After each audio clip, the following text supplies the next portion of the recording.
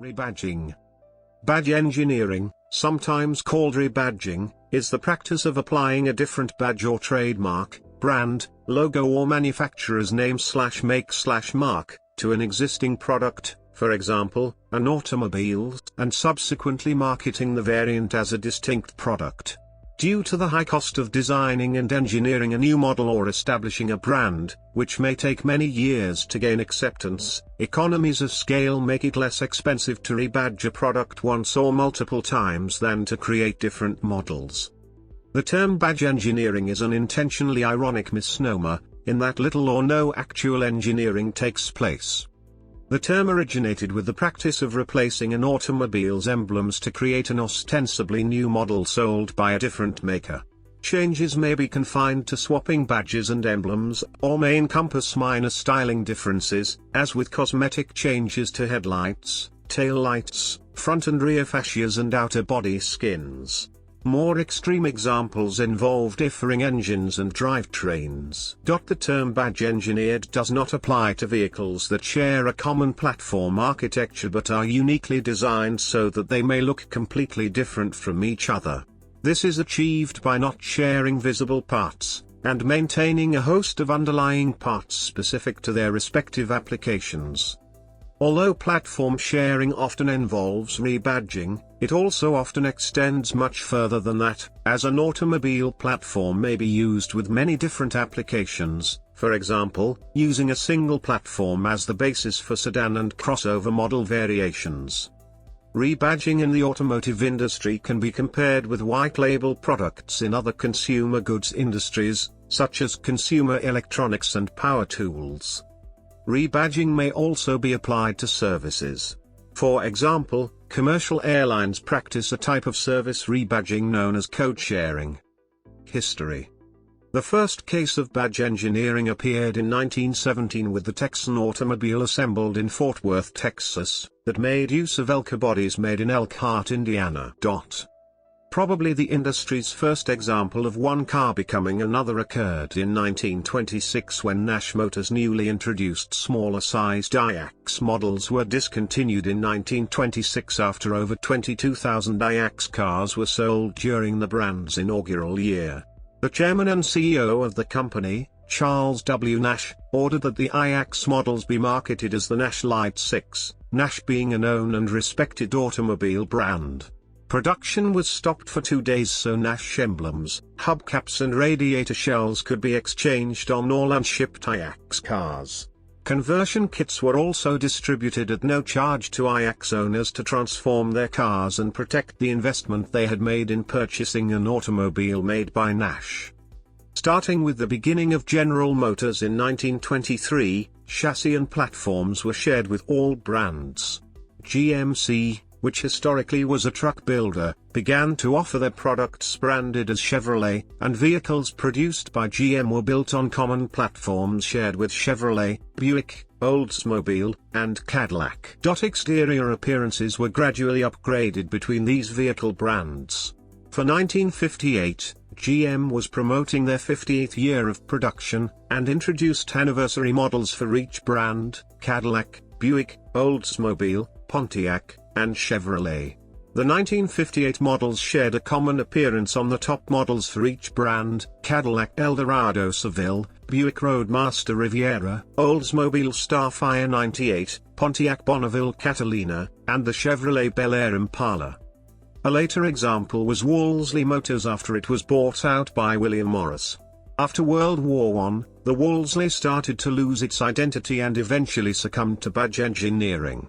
This was repeated with the consolidation of Austin Motor Company and the Nuffield Organization, parent company of Morris Motors, to form the British Motor Corporation, BMC. The rationalization of production to gain efficiencies did not extend to marketing, and each model was adapted, by variation in trim and accessories, to appeal to customer loyalties for whom the badge denoting the company of origin was an important selling advantage. Badge engineering, as it became known, was symptomatic of a policy of sales competition between the constituent organizations. The ultimate example of BMC badge engineering was the 1962 BMC Ado 16, which was available badged as a Morris, MG, Austin, Wolseley, Riley and the upmarket Vanden Plas. A year earlier the Mini was also available as Austin, Morris, Riley and Wolseley, the latter two having slightly bigger boots. Examples: regional brands. Badge engineering often occurs when an individual manufacturer, such as General Motors, owns a portfolio of different brands, and markets the same car under a different brand. It may be done to expand the ranges of different brands in one market without developing completely new models, such as selling one car as a Chevrolet, a GMC and a Cadillac by GM in the United States, for example, the Chevrolet Tahoe, GMC Yukon and the Cadillac Escalade. It may also be done to sell the same model in different regions and markets simply under a different name. For example, cars built by Daewoo, now owned by GM, are no longer badged as Daewoos. Instead, they are now badged as Chevrolets. Similarly, in Australia and New Zealand, where Daewoo was unsuccessful, they were rebadged as Holden models. The Australian car manufacturing industry experienced major badge re-engineering during the 1980s and 1990s as part of the failed button car plan. Brand expansion. Another way badge engineering may occur is when two separate companies trade off products that each brand lacks in its lineup. A prime example of this would be the first-generation Honda Odyssey being rebadged as an Isuzu Oasis because Isuzu needed a minivan, while the Isuzu Rodeo was rebadged as the Honda Passport because Honda had the need for an SUV. Another example is the Mitsubishi GTO/3000 GT, which was sold as the Dodge Stealth in the North American market. Vauxhall/Opel used badge engineering for many years for their entire range of medium commercial vehicles, selling several models of Renault vans. Japanese distribution networks. In Japan, Toyota, Nissan, and Honda used this approach to expand vehicle production by offering one car at multiple Japanese dealerships. Toyota took the Corolla, which was exclusive to Toyota Corolla store locations, and sold it as the Toyota Sprinter, which was exclusive to Toyota Auto store locations. Nissan followed suit with the Nissan Cedric, and sold an identical body style of the Cedric, called the Nissan Gloria, and sold the Cedric at Nissan Bluebird store, while the Gloria was sold at Nissan Prince store. Honda also pursued this marketing approach with the Honda Accord, sold in 1984 at Honda Clio locations, and sold it as the Honda Vigor at Honda Verno locations. The difference to this method, as opposed to the North American and European implementation of selling one product under different brand names with minor changes to exterior bodywork, is that the Japanese sold the same car under the same brand name, but with a different model name. Joint ventures.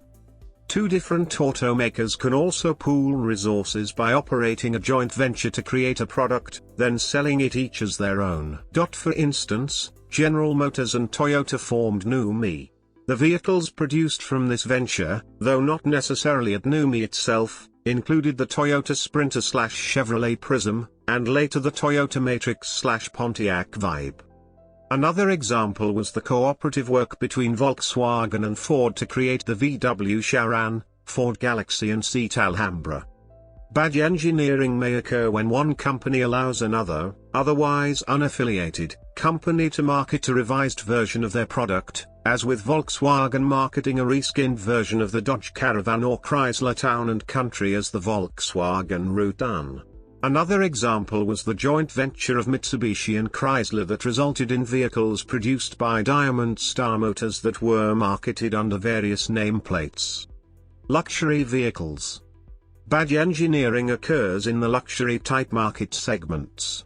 An automobile manufacturer will use a model from its mainstream brand, upgrade it with more features, technology, luxury and/or style, then market it as a more expensive model under a premium marque. The luxury models may have more than just cosmetic differences, they may receive improved engines and drivetrains.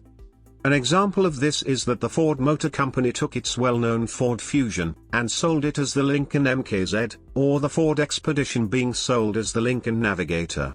Another example is General Motors rebadging the Chevrolet Tahoe, a shorter version of the Suburban, as the Cadillac Escalade and GMC Yukon. An example of fake prestige was the Signet City car marketed by Aston Martin, with a price of more than $45,000 in its most basic version, but the vehicle was actually the Toyota IQ and, except for the Signet's special trim and special luggage set, sold for $17,000. The business strategy of Volkswagen is to standardize platforms, components, and technologies, thus improving the firm's profitability and growth. For example, Audi uses components from their more pedestrian counterparts, sold as Volkswagen Group's mass-market brands. As an effort to place Audi as a premium marque, Volkswagen introduces new technologies in Audi-branded cars before fitting them to mainstream products, such as the direct shift gearbox. Nevertheless, Volkswagen uses platform sharing extensively.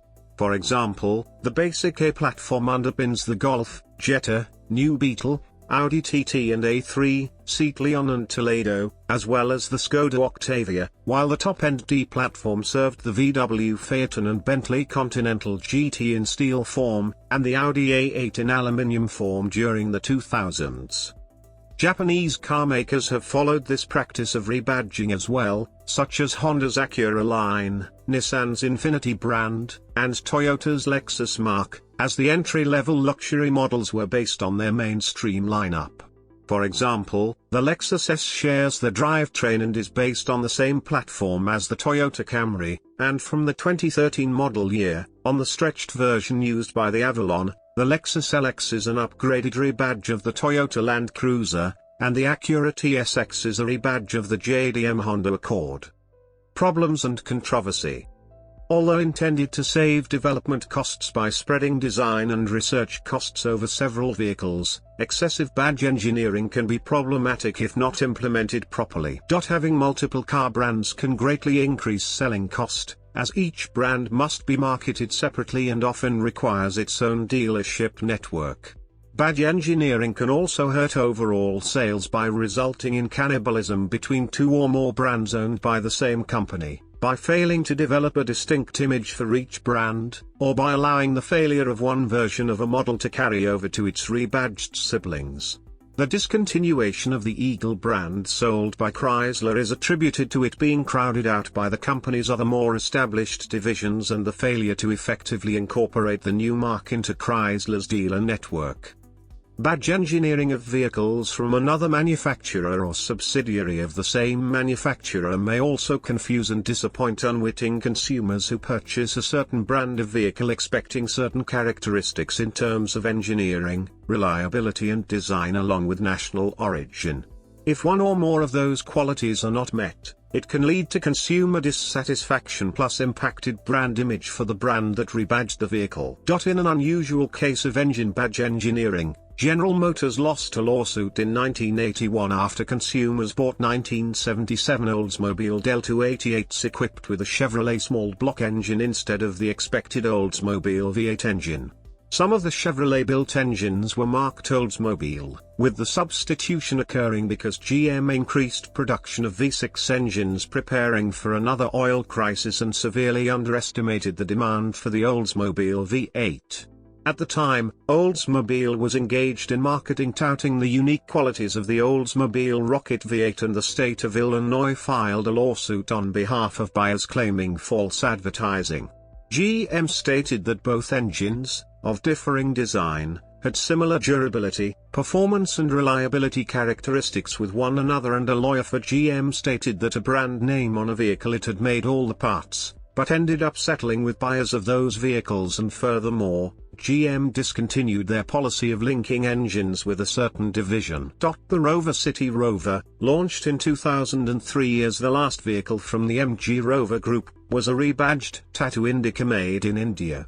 English motoring journalist George Fowler criticised the MG Rover Group, who was enjoying national sympathy from the British public as the last domestically owned automobile manufacturer, stating the City Rover was a duplicitous attempt to save Rover by flogging an Indian car on which the only Rover bits were the badges. Origins of General Motors badge engineering dates back to the early 1970s when the Chevrolet Nova Compact was rebadged by the upscale Buick Apollo, Skylark after 1975, Oldsmobile, Omega, and Pontiac, Ventura 2 and Phoenix divisions as entry-level cars. The 1973 oil embargo resulted in GM corporatizing their X and H platform automobiles into its entry-level products by its respective divisions in the United States and Canada. A decade earlier, GM of Canada, prior to the 1965 Auto Pact, marketed the Arcadian and Beaumont as standalone marques where two Chevrolet vehicles, Chevy 2 and Chevelle, were facelifted and marketed under a standalone marque, and sold via existing Canadian Buick and Pontiac dealerships alongside the Envoy, rebadged Vauxhalls sourced from the UK sold as captives, until the passage of Auto Pact. The Arcadian and Beaumont, which were based on a Chevrolet model and built with Canadian content, for example the Beaumont having the interior of a Pontiac Le Mans in lieu of the one sourced from the Chevelle, since GM Canada did not offer the GMY platform compacts. 1960-64 Buick holds Pontiac, because of import tariffs. By the late 1970s, GM's downsized B, C and D platform cars set the standard of the inevitable when badge engineering and platform sharing were fused together to trim excess production expenditures. Similar-looking body styles with distinctive appearances, which was a trend throughout the 1980s. This trend continued with subsequent platforms from the J car to its redesigned front-wheel drive full-size sedans, later to include minivans, SUVs, and crossovers, for example minivan versions of the GM10 platform, Lumino APV, Trans Sport, Silhouette, along with the Oldsmobile Bravada, an upscale variant of the S10 Blazer and Jimmy, which was a competitor to the upscale variants of the Explorer, Mercury Mountaineer, Lincoln Aviator, and Jeep Cherokee/Grand Cherokee. The ill-received Cadillac Cimarron is one of the most widely cited examples of problems with badge engineering. The car was essentially identical to the Chevrolet Cavalier except for cosmetic differences, which resulted in poor sales, as the company found few buyers willing to pay nearly twice as much for a car that offered little more than the Cavalier.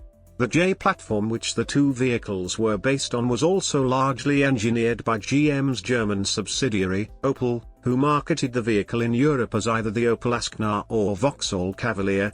This resulted in damage to the Cadillac brand image. Other manufacturers have given badge-engineered cars distinct branding and style, high-quality interior materials, wide range of convenience features and performance powertrains, as these are key to distinguishing them from mass-market equivalents and making these appeal to consumers. Successful luxury cars following this formula include the Lexus S, Acura TL, and Audi A3. For Toyota, Camry's reliability and quality, and Lexus dealership experience helped the Lexus S succeed in the market, but it reinforced negative connotations of Lexus vehicles being largely more upmarket Toyotas. Ford Motor Company followed suit where for decades its Ford-branded vehicle lineup in North America had a Mercury twin when sold via Lincoln Mercury dealerships, which were considered upscale variants. The Lincoln Versailles, introduced as an answer to the Cadillac Seville and Chrysler LeBaron, replacing its Mercury Grand Monarch gear, shared its body panels with the Granada/Monarch product lineup until the 1979 model year, where the C-pillar roofline was restyled. Upon the introduction of its Fox platform replacement, which shared no exterior body panels, the 1982 Lincoln Continental was again marketed as a Seville competitor but resulted in shifting the nameplate of its full-sized counterpart to the mid-sized market. The Lincoln Navigator, derived from the Ford Expedition, proved very successful. However, the Ford Explorer-based Lincoln Aviator failed. The fact that the Aviator was virtually identical to the Navigator in all regards but size made it difficult to generate attention among potential buyers, and the Mercury Mountaineer had already proved sufficient to cater to buyers wanting a slightly more upscale alternative to the Explorer. As the US entered into a recession, the big three automakers discontinued brand divisions as a cost-cutting measure. General Motors discontinued the Pontiac and Saturn models in 2010, which was done earlier when the Oldsmobile brand disappeared in 2004, and Ford sold its Volvo division, which was previously a separate carmaker in its own right, to the Chinese manufacturer Geely Automobile, after it had sold its other luxury brands of Jaguar, Land Rover, and Aston Martin. Its Mercury brand was also phased out in December 2010. Models produced under license. A variant on rebadging is licensing models to be produced by other companies, typically in another country. The earliest such vehicle was the Austin 7, 1922–1939, designed and built by Austin Motor Company and licensed to other manufacturers across continents that became their first ever model. The Bantam in the US that would eventually build the first Jeep, BMW in Germany, and Nissan in Japan.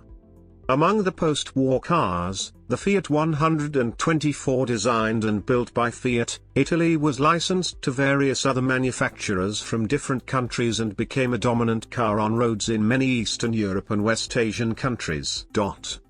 The Morris Oxford Series 4 built by Morris of England in 1955 would become Hindustan Ambassador in India and was manufactured until 2014.